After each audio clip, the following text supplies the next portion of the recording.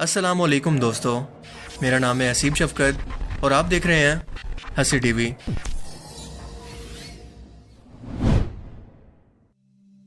इंसानों की तैयार करदा सैटेलाइट टेक्नोलॉजी ने हाल ही में स्पेस से कुछ ऐसी तस्वीरें कैप्चर की हैं जिनके अंदर यह देखा जा सकता है कि मिडल ईस्ट खसूसन सऊदी अरेबिया और इसके आसपास के इलाकों का इससे कितना फासला है। इन तस्वीरों ने रसूलुल्लाह सल्लल्लाहु अलैहि वसल्लम की 1400 साल पहले बयान करदा एक ऐसी हदीस मुबारका की तस्दीक कर दी है जिसके बारे में कोई तसव्वुर भी नहीं कर सकता था कि बिना किसी सैटेलाइट और जियोग्राफिकल नॉलेज के बगैर इतना बड़ा दावा इतने यकीन के साथ करना भला कैसे मुमकिन है। सही मुस्लिम 480 ये एक मुस्तनद और तवील हदीस मुबारका है जिसके अंदर रसूलुल्लाह सल्लल्लाहु अलैहि वसल्लम क़यामत के हौलनाक मंजर को बयान करते हुए आखिर में अपनी उम्मत को इस अजाब से निजात दिलवाने के लिए खुशखबरी सुनाते हुए फरमाते हैं, जिसका मफहूम है कि हजरत अबू हुरैरा से रिवायत है कि एक दिन रसूलुल्लाह सल्लल्लाहु अलैहि वसल्लम की खिदमत में गोश्त पेश किया गया और गोश्त की दस्ती उठाकर आपको पेश की गई क्योंकि ये आपको बहुत पसंद थी। आपने अपने दांत मुबारक से एक बार से इसमें से खाया और फरमाया कि क्या तुम जानते हो कि मैं क़यामत के दिन तमाम इंसानों का सरदार हूँ। क्या तुम जानते हो कि ये क़यामत का दिन कैसा होगा।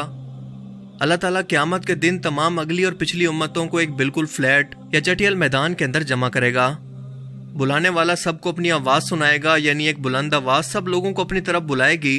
और अल्लाह की नज़र सबके आर पार यानी आखिर तक मौजूद हर एक शख्स को देख रही होगी। सूरज इंतहाई करीब हो जाएगा जिसे देखकर लोगों के अंदर इस कदर गम और बेचैनी होगी कि ये इनके लिए नाकाबिले बर्दाश्त गर्मी होगी। लिहाजा लोग एक दूसरे से कहेंगे कि क्या तुम नहीं देखते कि तुम किस हालत में हो, क्या देखते नहीं कि तुम पर कैसी मुसीबत आन पड़ी है। क्या तुम लोग किसी ऐसे शख्स को जानते हो जो कि आज के रोज अल्लाह के सामने तुम्हारी सिफारिश कर दे कि अल्लाह ताला हमसे इस मुसीबत को दूर कर दे। लिहाजा ये सब लोग इकट्ठे होकर एक दूसरे से कहेंगे कि चलो हजरत आदम अलैहिस्सलाम के पास, और आदम अलैहिस्सलाम की खिदमत में पेश होकर कहेंगे कि ए आदम अलैहिस्सलाम, आप हम सब इंसानों के वालिद हैं, अल्लाह के पहले पैगंबर और इनके प्यारे हैं। अल्लाह ताला ने आपको अपने हाथों से बनाया और आप में अपनी तरफ से रूह फूंकी और फरिश्तों को हुक्म दिया कि उन्होंने आपको सजदा किया। आप अपने रब के हजूर हमारी सिफारिश फरमाएं, क्या आप नहीं देखते कि हम पर क्या मुसीबत आन पड़ी है। आदम अलैहिस्सलाम जवाब देंगे कि मेरा रब आज इतने गुस्से के अंदर है जितने गुस्से के अंदर इससे पहले मैंने कभी नहीं देखा और ना कभी इसके बाद इतना गुस्सा आएगा, क्योंकि आज के दिन उसने अपना नाम रहमान नहीं बल्कि कहार रखा हुआ है, यानी गजब और जलाल वाला। क्या तुम्हें याद नहीं कि अल्लाह ने मुझे खास किस्म के दरख्त के करीब जाने से रोका था, लेकिन मैंने इसकी नाफरमानी की थी, तो मुझे तो खुद अपनी जान की फिक्र है कि कहीं मुझे आज के दिन इस गलती पर पकड़ ना लिया जाए। तुम ऐसा करो, किसी और के पास जाओ, बल्कि नूह अलैहिस्सलाम के पास चले जाओ। लिहाजा अब ये सब लोग इकट्ठे होकर नूह अलैहिस्सलाम के पास जाएंगे और इनसे अर्ज करेंगे कि ए नूह अलैहिस्सलाम, आप जमीन की तरफ इंसानों के लिए भेजे गए सबसे पहले रसूल हैं और अल्लाह ने आपको शुक्रगुजार बंदे का नाम दिया है, यानी अल्लाह आपसे राजी है। आप देखते नहीं कि हम पर क्या मुसीबत आन पड़ी है। नूह अलैहिस्सलाम भी बिल्कुल यही जवाब देंगे कि आज के दिन मेरा रब इतने गुस्से के अंदर है कि ना तो इससे पहले इतने गुस्से के अंदर था और ना आइंदा कभी आएगा।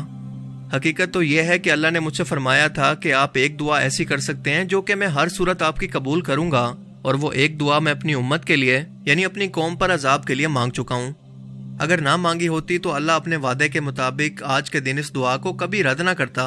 लेकिन आज के दिन तो मेरी खुद की जान पर बनी है, मुझे सबसे पहले अपनी जान की फिक्र है। तुम लोग ऐसा करो कि इब्राहिम के पास जाओ। लिहाजा अब की बार लोग इब्राहिम अलैहिस्सलाम के पास जाएंगे और इनसे अर्ज करेंगे कि आप अल्लाह के नबी और अहले ज़मीन में से इसके खलील यानी अल्लाह के दोस्त हैं, आप रब के हजूर हमारी सिफारिश फरमाएं। तो इब्राहिम अलैहिस्सलाम इनसे कहेंगे कि मेरा रब इस कदर जलाल के अंदर है कि इससे पहले कभी इतने गुस्से के अंदर नहीं आया और ना कभी आएगा, और अपने इन 3 झूठों को याद करेंगे जो कि इन्होंने तौरिया तौर पर यानी एब्स्ट्रैक्ट मानों के अंदर अपने माल, जान और इज्जत को बचाने के लिए दुनिया के अंदर बोले थे, और कहेंगे कि मुझे तो अपनी जान की फिक्र है, मुझे सबसे पहले अपनी जान बचानी है। ऐसा करो, मूसा के पास जाओ। लिहाजा अब की बार लोग मूसा अलैहिस्सलाम की खिदमत में हाजिर होकर अर्ज करेंगे कि ए मूसा अलैहिस्सलाम, आप अल्लाह के रसूल हैं, आप वो अकेले हैं जिनसे जमीन पर अल्लाह ने डायरेक्ट कलाम किया। अल्लाह के हजूर सिफारिश कीजिए कि वो हमसे इस मुसीबत को दूर करे। हजरत मूसा अलैहिस्सलाम भी बिल्कुल यही कुछ कहेंगे कि मेरा रब इससे पहले ना कभी इतने गुस्से के अंदर पहले आया था और ना कभी इसके बाद आएगा, और मैं तो वैसे भी अनजाने के अंदर एक मिस्री शख्स को कत्ल कर चुका हूँ, हालांकि इसके कत्ल का हुक्म मुझे अल्लाह ने नहीं दिया था। मैं तो खुद सोच रहा हूँ कि मेरी जान का क्या बनेगा, मेरी जान कैसे बचेगी। तुम लोग ऐसा करो कि ईसा के पास जाओ। लिहाजा अब ये सब लोग इकट्ठे होकर ईसा अलैहिस्सलाम के पास जाएंगे और इनसे अर्ज करेंगे कि ए अल्लाह के रसूल, आप पाक रूह हैं, अल्लाह के नेक बंदे और इसके रसूल हैं, आप अपने रब के हजूर हमारी सिफारिश फरमाएं कि हमसे इस मुसीबत को दूर करे تو عیسیٰ علیہ السلام بھی ان کو وہی جواب دیں گے جو کہ اس سے پہلے کے پیغمبروں نے دیا کہ میرا رب آج کے دن بہت غصے میں ہے، لیکن فرق یہ ہوگا کہ وہ اپنی کسی دنیاوی غلطی کا ذکر نہیں کریں گے، بلکہ اتنا کہیں گے کہ مجھے تو اپنی جان کی فکر ہے، مجھے پہلے اپنی جان بچانی ہے، تم لوگ ایسا کرو کہ محمد کے پاس جاؤ۔ آپ صلی اللہ علیہ وآلہ وسلم نے فرمایا کہ اب کے بعد لوگ میرے پاس آئیں گے اور کہیں گے کہ اے اللہ کے نبی، آپ اللہ کے آخری نبی ہیں، اللہ تعالیٰ نے آپ کے اگلے پچھلے تمام گناہ اگر ہوتے تو بھی معاف کر دیے، آپ اپنے رب کے حضور سفارش فرمائیں کہ ہم سے اس مصیبت کو دور کرے، آپ جانتے ہیں کہ ہم لوگ کتنی مصیبت اور مشکل کے اندر ہیں۔ اللہ کے رسول صلی اللہ علیہ وآلہ وسلم فرماتے ہیں کہ یہ سن کر میں چل پڑوں گا اور اللہ کے عرش کے نیچے آؤں گا اور اپنے رب کے حضور لمبے سجدے کے اندر گر جاؤں گا، اللہ کی ثنا اور اس کی بڑائی بیان کرتا رہوں گا، جس کے بعد اللہ پاک مجھ سے فرمائے گا اے محمد اپنا سر اٹھائیے، آپ مانگو آپ کو کیا چاہیے، جو چاہو گے ملے گا، سفارش کیجیے آپ کی ہر سفارش قبول ہوگی۔ تو میں اپنا سر اٹھاؤں گا اور عرض کروں گا کہ اے میرے رب، میں اپنے لیے کچھ نہیں مانگتا بلکہ میری امت، اے اللہ میری امت کا سوال ہے۔ تو کہا جائے گا کہ اے محمد، آپ کی امت کے جن لوگوں کا حساب و کتاب نہیں، یعنی آپ کی امت کے ایسے خوش نصیب 70,000 لوگ جنہیں بنا حساب کتاب کے جنت کے دروازے باب ایمن سے خاص طور پر گزارا جائے گا، ان کو آپ اپنے ہاتھوں سے جنت کے اندر لے کر جائیں، جبکہ باقی امت سوائے جس نے شرک نہیں کیا ہوگا جنت کے باقی دروازوں سے داخل ہوگی۔ اس حدیث مبارکہ کو ذرا غور سے سمجھیں کہ جب اللہ کے جلال اور غصے سے رسول جو کہ انسانوں کے اندر نبیوں اور باقی انسانوں سے برتر ہیں، تو اس صورتحال کے اندر اولیاء اللہ کی کیا حالت ہوگی جن کی قبروں پر جا کر لوگ ان سے دعائیں مانگتے ہیں، ان کو اپنا مشکل کشا مان کر ان کے سامنے اپنی حاجتیں پیش کر کے ان کی قبروں کے سامنے سجدے کرتے ہیں۔ اگر یہ لوگ اس دن کچھ کر سکتے ہیں تو کیا اللہ تعالیٰ اس کو یہاں پر بیان نہ فرماتا؟ یہ حدیث مبارکہ ہماری آنکھیں کھولنے کے لیے کافی ہے۔ اب اس طویل حدیث کے آخر پر ذرا غور کریں کہ آپ صلی اللہ علیہ وآلہ وسلم نے اس کے بعد فرمایا کہ اس ذات کی قسم جس کے ہاتھ میں محمد کی جان ہے، یعنی اللہ کی قسم، کہ جنت کے دو دروازوں کے درمیان اتنا ہی فاصلہ ہے جتنا مکہ شہر اور شہر ہجر یا مکہ اور شہر بصرہ کے درمیان فاصلہ ہے، جو کہ ملک شام کے اندر موجود ہے۔ ان الفاظ کو سمجھ کر ایک بات تو کلیئر ہو جاتی ہے کہ دو چیزوں کا موازنہ کیا جا رہا ہے اپنی بات کو سمجھانے کے لیے کہ مکہ شہر سے ان دونوں کا فاصلہ بالکل ایک جیسا ہے، یہ دونوں شہر مکہ سے بالکل ایک جتنے فاصلے پر موجود ہیں۔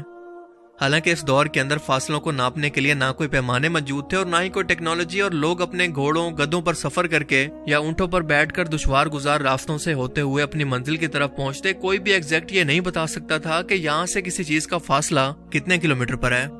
کیونکہ ظاہر ہے کہ یہ ڈیپینڈ کرتا تھا آپ کی سواری پر اور راستے پر کہ یہ راستہ بالکل سیدھا ہے یا اس کے اندر کوئی پہاڑی سلسلہ، کوئی جنگل یا کوئی رکاوٹ تو نہیں۔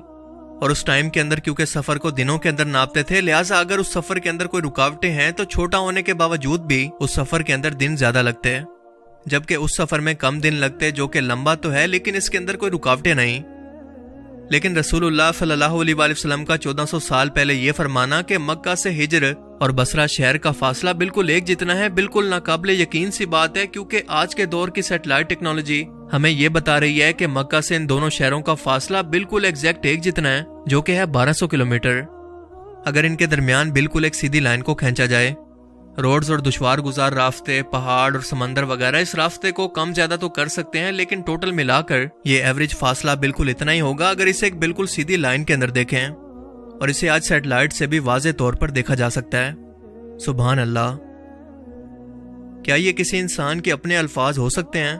یا یہ علم ہے اس دنیا و کائنات کو چلانے والے کا جسے اس نے اپنے رسول کو غیبی طور پر عطا کیا، جو کہ بالکل حق اور سچ ہے؟ کیا اب بھی غیر مسلم اسے صرف ایک اتفاق کہہ کر اس کے وجود سے انکار کریں گے، یا اللہ کی اس کھلی نشانیوں پر غور و فکر کر کے اس کو سمجھیں گے تاکہ ہدایت تک پہنچ سکیں؟ اللہ تعالیٰ سے دعا ہے کہ وہ ہمیں سمجھنے کی اور نیک عمل کرنے کی توفیق عطا فرمائے۔ آمین۔